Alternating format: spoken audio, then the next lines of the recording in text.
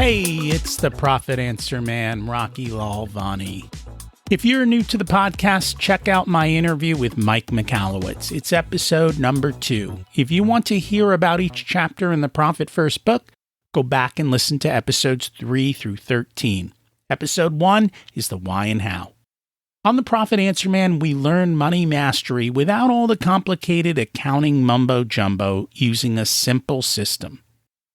Your accountant is busy documenting your transactions and creating a rearview mirror of what happened. My guess is you don't even look at the reports they sent you. If you're like most business owners, you struggle with this, and it's not your fault. We aren't taught money in school, and accountants aren't taught how to be profitable. The Profit First system created by Mike Michalowicz works, and he certified me to help you implement the system in your business. Remember, the new equation is sales minus profit equals expenses. Let's face it, without cash flow, you can't pay your employees, buy needed materials, or pay your mortgage and support your family.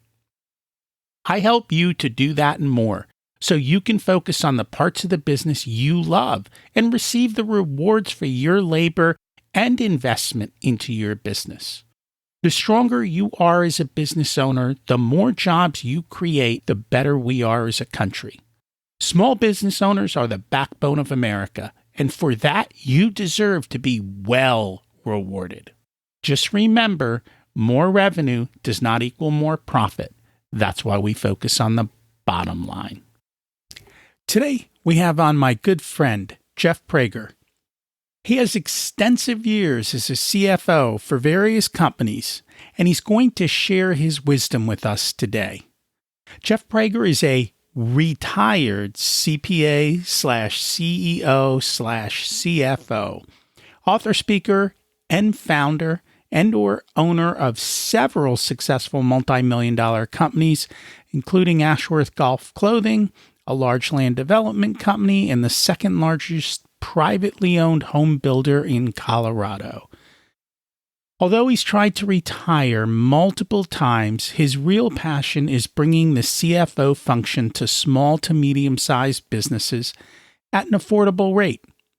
Jeff and his partner Adam have created a proven process to help business owners have a clear path to improve their business that fulfills the owner's intent when they started, in less time with less stress.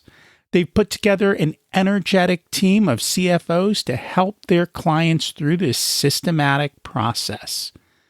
The CFO seeks to understand their clients' current situation and help them develop a custom plan to improve their business and achieve tangible benchmarks. They call it the CFO Project, and I am proud to be part of it. Let's meet our guest. Welcome to the Profit Answer Man, Jeff.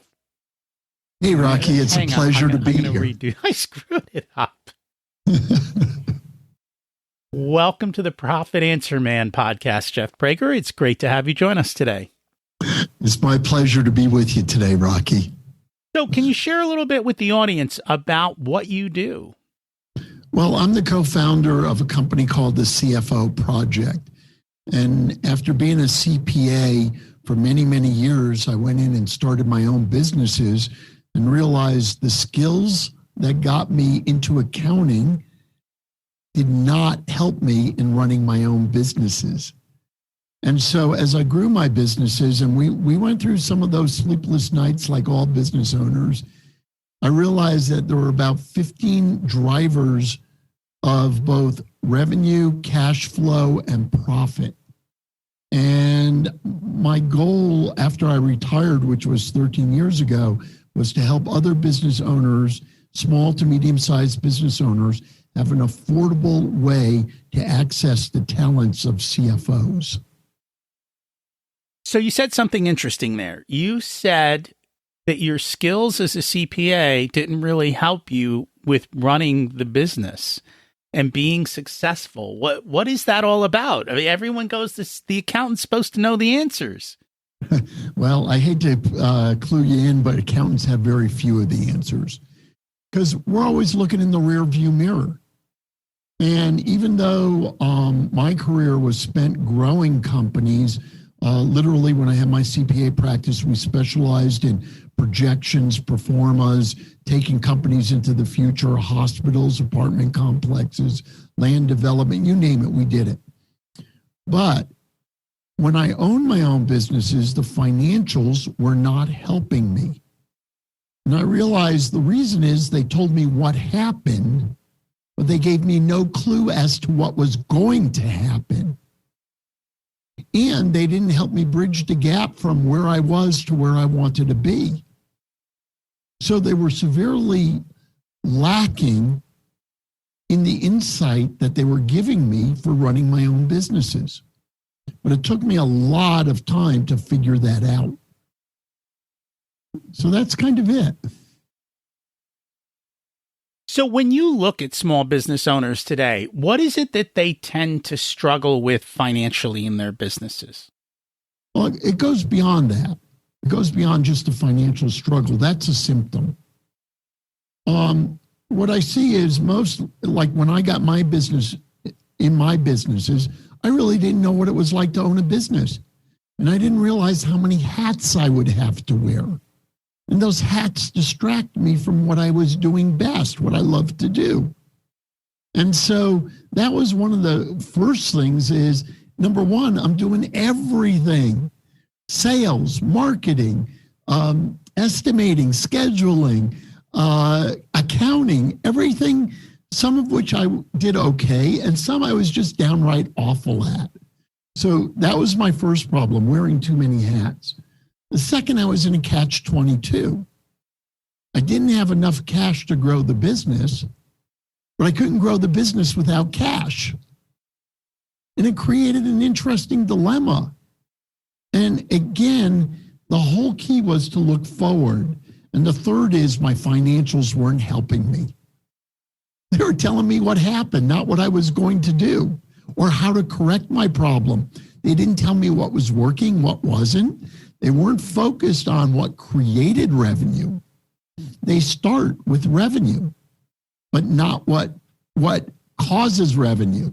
You know, your number of leads, qualified leads, your conversion rate, your customer retention, the frequency, the way you price your product. None of that was in the accounting. And so therefore, I didn't know what was working, what wasn't. I didn't know how to set goals, believe it or not. You know, saving taxes is not a goal. I know everybody doesn't want to pay taxes.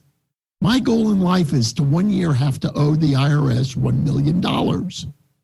What does that mean?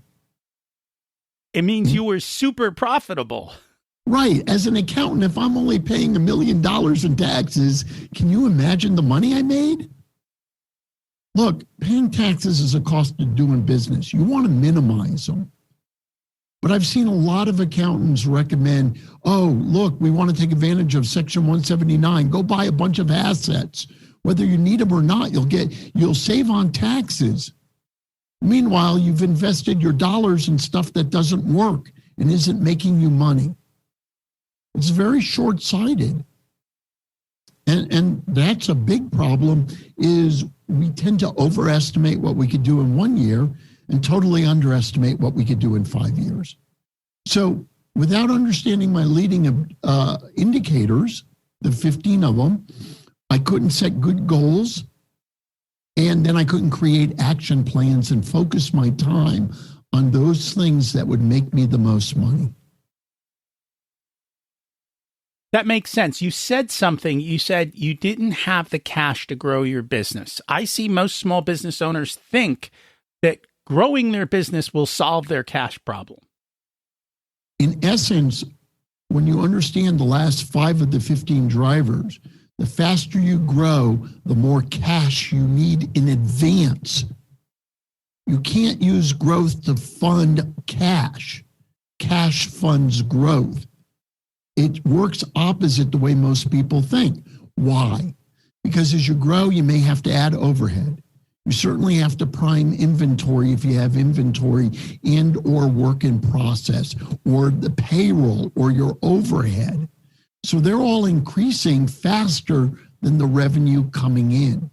And if you don't balance that out really, really carefully, you'll actually grow yourself into bankruptcy. And in fact, after about 2 years of being in business, the most common reason companies go bankrupt is they've grown too fast. They didn't stash enough cash to get to the next level of growth, and or they're too aggressive in their growth goals. And that's counterintuitive. That's not the way most business owners think. They think if I just get more sales, it'll solve my problems. And that is not always the case in many businesses. Most of the time, it's not the case because you got to fund the receivables and you got to prepay your people and the inventory. Those are the simple things. It gets a little more complicated. But as you take on debt, for instance, to fund it, you've got to make sure you could cover the principal and interest payments. That doesn't show up on your P&L, your profit and loss. There are a lot of numbers that business owners don't follow that are not in their profit and loss. Their balance sheet, what's going on, where they're investing their money, how they're using money, both equity and debt, has a big impact on your success. And I think this past year, business owners have skyrocketed their debt simply because of what the government's done. And some of it will be forgiven, which is fine. But the stuff that's not forgiven, depending on how they used it, may cause them further problems in the future. So it's something that they have to be very, very careful with. What else is counterintuitive to what business owners think about when they look at the finances? Well, I think the biggest one is that sales in and of itself will correct all the problems. Usually that's the least of their problems. And one of the problems is they don't look at underlying cause and effect. How does a change in one of your drivers, let's say leads, change other drivers, let's say the money to generate the leads or the overhead to handle the leads? So people are not thinking in terms of the whole business funnel. Most people that help businesses have a specialty, and their answer is always by my specialty. And that specialty may or may not be what you need at the time. And that's why I always say, look at the cause and effect of all your actions. It's simple physics. For every action, there's an equal and opposite reaction. That's happening in your business too. You work more hours to save money. What are you giving up to work those hours? Are you giving up your family life? You're giving up your ability to be closing deals. What are you giving up by trying to save a few pennies? And that's the other thing, is just saying, oh, I'll save money and do it myself. I know a lot of owners, accounting is the worst. Most of us are not accountants. We hate it. I, as a CPA, hate accounting. I wouldn't do bookkeeping if my life depended on it. Okay? But somebody has to. And I know that my tendency would be to procrastinate and then never gets done and I don't get the feedback. So another big thing is, does your business have a feedback mechanism so you know as soon as you're going off course? Why do you think most business owners struggle with the numbers? Well, number one, you're never taught how to use them. You don't know what to look at, when to look at it, how to interpret it, and what to do about it. And there are very few CPAs who are helping you and or bookkeepers. We are not, as accountants, we're not trained in that skill. How do we help you go forward? We could give you a P&L, but what good is it? You look at the bottom line and say, I made money, I lost money. Meanwhile, you don't know the causes of it. Nor do you know where the money went. Well, that's the other thing, is accountants aren't clear and they talk their own language. They don't try to talk to you as a business owner. They have been taught their language and they think you understand it. You don't. That's a skill. And in fact, your accountant should be talking in your language. It's very simple, okay? In a business, cash is either coming in or going out. That's it, okay? But a profit and loss looks at some of the cash from sales coming in, and expenses, operating expenses going out, and completely ignores other sources of income like debt and equity, and other outflows like asset purchases, repayment of debt, and owner withdrawal. So the owner never gets a complete picture. They can't make the leap from profit to cash. And the accountants, their statement of cash flows, I would venture to say most CPAs can't even understand what the hell that statement says, let alone interpret it for you, the business owner. I think that is the one thing that drives me up the wall is when you look at all of these different financial statements, there's not one financial statement that gives you the picture of your business. You've got to look at multiple ones, and they all flow to different parts of different ones, and it does let's get face confusing. It. Who are financial statements written for? They're written for banks, and they're written for the government to pay taxes. Exactly. They're not written for management. In fact, when I used to do work with SEC type clients, those are public companies, they had to show their management reports to the SEC because the SEC knew they were more important. No wonder everyone struggles so much. Well, it's not written for us, Rocky, which is why we came up with the CFO project. We take those numbers, we recalibrate them into a scoreboard that flashes red, green, and yellow so that you could simply understand what's working and what's not, and then come up with a plan to fix it. This isn't rocket science.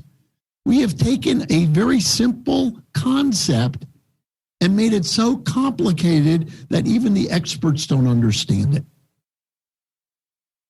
It's funny because I have some of those experts come on the podcast, and they are accountants and bookkeepers, and they talk about how they would struggle with their own financials until they implemented systems and got things rolling in the right way. But they themselves, under the covers, were struggling, which kind of brings up a quote that you have. And I love this because I'm a systems guy.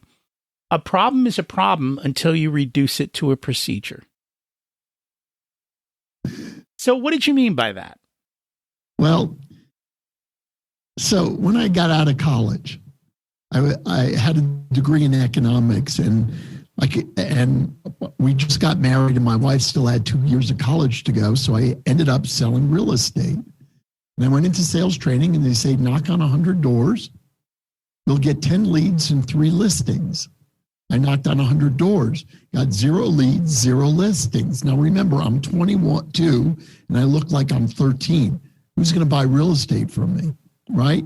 So I went to the sales trainer and said, what am I doing wrong? They listened to my pitch, listened to everything, said, you're doing it right. You just probably had bad luck. Go knock on another 100 doors. Knocked on another 100 doors. Nothing happened. Third time, did it again. And I realized my system isn't working. Let me fix it. So I started selling commercial real estate, apartment buildings where people didn't have to see how young I was.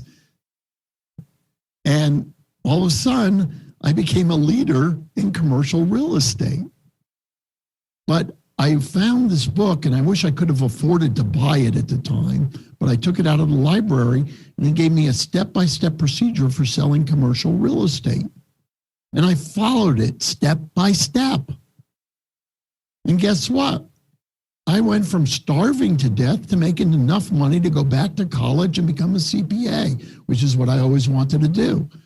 So that's where I came up with that saying, a problem's a problem. My problem was I was knocking on doors and not getting leads. Then I reduced it. I found a process. I followed it to the T and became a leading commercial real estate broker in the city. And I've been living by that since I figured that out when I was 22 or 23. And I've been living by it ever since. And by the way, if you want to work less in your business, if you want to be able to delegate, you reduce problems to a procedure. Einstein, the definition of insanity, doing the same thing today that you did yesterday and expecting different results. Definition of a system, doing the same thing you did yesterday and expecting the same results. Remember, there's a give and take to every saying. If you're doing something right, keep doing it for God's sakes. And if you're doing it wrong, correct it. And we've had a lot of business brokers come on, and the big thing that they talk about is the more you can systematize your business, the more you get out of your business, the more valuable your business becomes. That is one of the key value drivers. The other one, if you will, is the business should run without you. Because if you're the key in the business, then it's not delegatable, it's not a system, and why would anybody buy it? Because they have to buy you. So the sooner you work yourself out of your job and work on the business, the more money your business is worth. In fact, I used to have a sign above my desk in my office. It said, the more money the harder I work, the less money I make. And then this corollary is, if I have anything to do, it means I'm understaffed.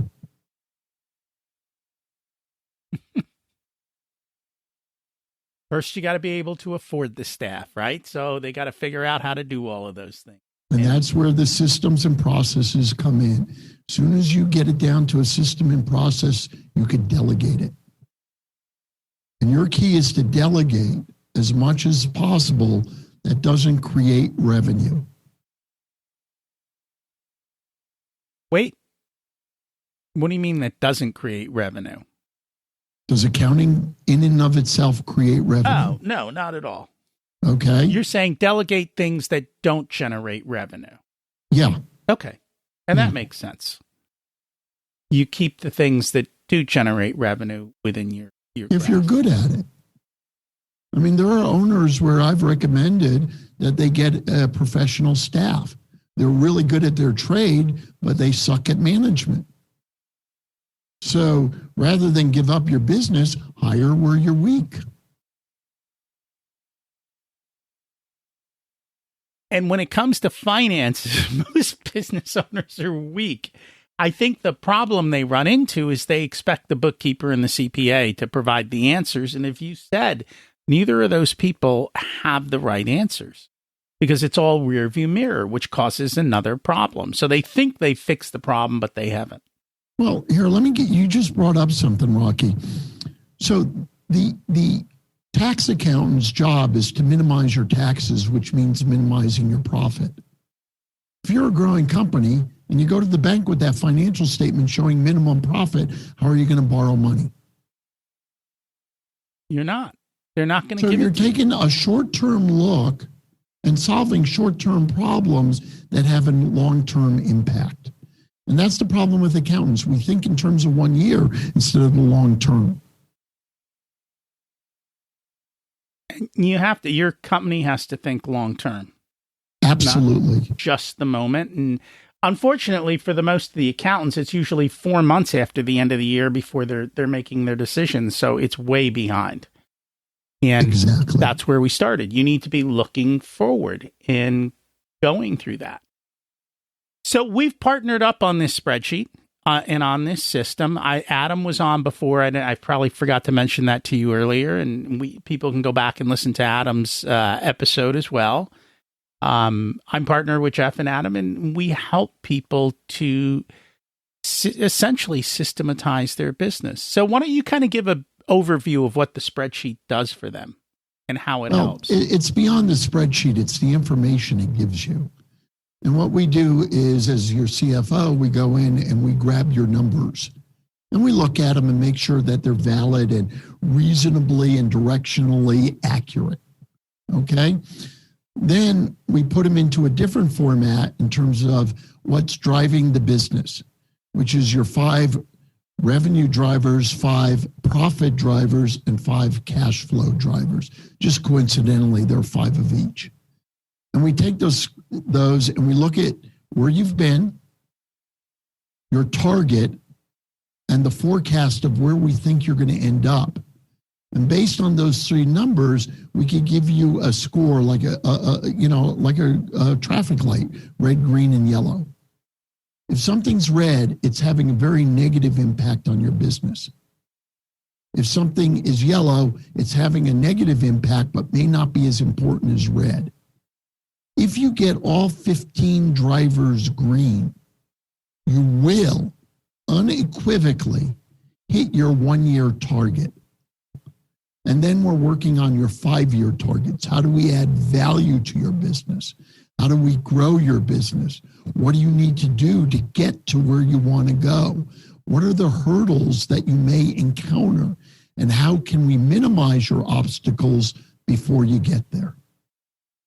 So it's a really cool service that until we came up, Adam and I came up with it, but it was unaffordable for small businesses. You know, all big businesses, Apple, Microsoft, Tesla, they all have CFOs, chief financial officers.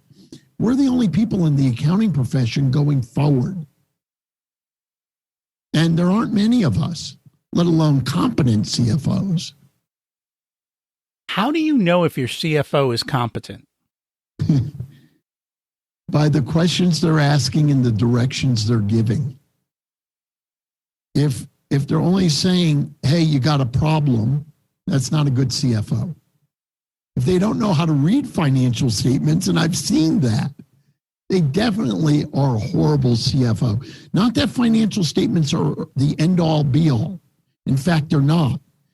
The financial statements are a result. The 15 items I talked about are what drives those results. If they're not aware of what's driving your business, they're probably a bad CFO. It doesn't surprise me. There's bad in every job and profession. And I think the problem is if the business owner doesn't understand the numbers, then they don't know how to appropriately judge that person because they have no clue. Well, the biggest clue is, can they tell you the difference between profit and cash flow? And if they don't know where your money is, that's probably a bad indicator. And the one thing I like to do is have a profit account so my clients can see exactly where their profit is and it's spendable and usable, and they can make determinations of what they do with it going forward by making sure that it's a priority. It amazes me how many business owners think of profit as an afterthought. The reality is your business does need to be profitable. Otherwise, you're not going to survive long term, and you do need cash flow as well. And we always have that conversation.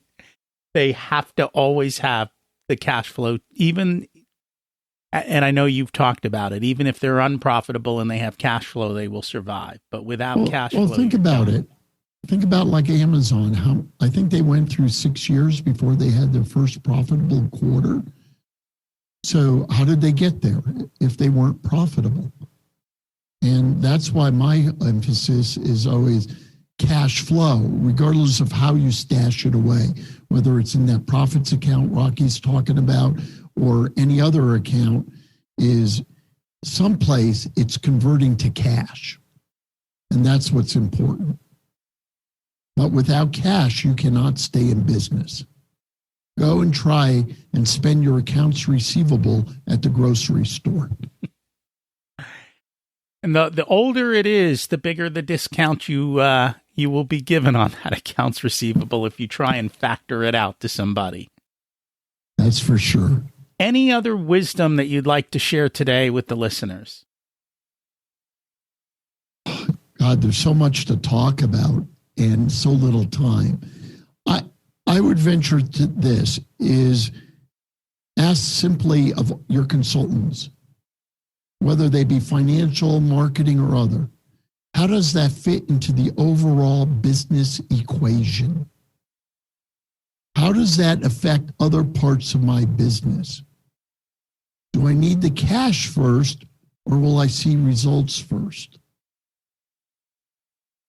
And make them correlate it to your overall system. Don't think of your parts as disconnected. They're all connected. So think about your business as a car. Marketing may be the engine. The tires may be your operations. And the dashboard is your accounting. They're all important. And they all work together. And any part of it not working together means you're in trouble. And that's what the problem is. You don't know what's working and what's not. You know, it's funny. The biggest thing I see from the marketing people is they don't understand that there's an actual cost to running the business. And so they're like, hey, if you give me $1 and I spend $1 in advertising and you get $2 in revenue, you should be thrilled, right? I doubled your money back to you. And I'm like, wait a minute. There's a whole bunch of costs that went with that $2 sale. And if you don't realize that, you will market yourself into bankruptcy because your marketing costs will be way too high. And I don't think the marketing people ever do those calculations well. Very few of them. I've run into a couple who do it well, but most of them, they want their money just as much as you want your money. And they know how to market and sell. Right. Right. Cool. Well, thank you so much for joining us today, Jeff. If people would like to learn more about you, what's the best way for them to do that? Just drop in at thecfoproject.com.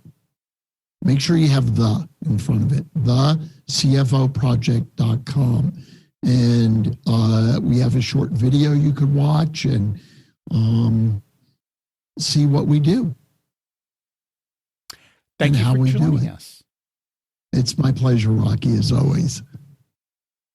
You've already heard Adam Lean, Jeff's partner, on the show back in episode 31.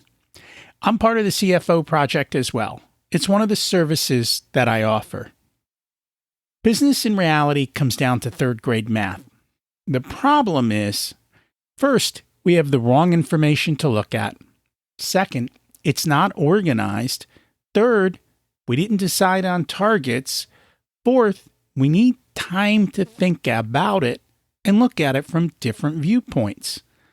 When you figure that out, it becomes simple. Profit first is just the first step.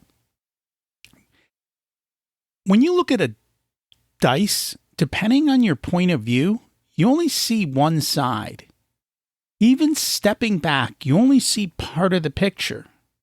However, I know when I see a 6 on one side of the dice, I know that the number 1 is on the opposite. The reality is there's multiple points of view in looking at that dice. And let's not forget looking at it from the inside out. That's at least 7 different viewpoints. And too often we're stuck looking at one in our business. Let's open up the lens and see all the drivers that ensure your profitability and cash flow. Once I see them all, I can ask better questions. I don't have all the answers, but I do have great questions. If you want to learn more about the CFO Project, check out their website, thecfoproject.com, or reach out to me. I'm one of their certified CFOs. Remember, you don't need more resources. You need to be more resourceful. We focus on the bottom line. If you want a done-for-you service, you can have me as your Chief Profitability Officer because you have your zone of genius and want to spend your time doing what you love. I only work with a handful of clients, so they get my full attention. I work with business owners who have or are growing to $500,000 to $5 million in revenue. You can use the scheduling link in the show notes to get on my calendar for a good fit conversation to see if I'm the right person to support you and how I can help you. If you want to learn about living the life of your dreams, check out my other podcast, Richer Soul. As we close out, let's repeat the mantra. Revenue is vanity, profit is sanity, and cash is king. Have an abundant and profitable week.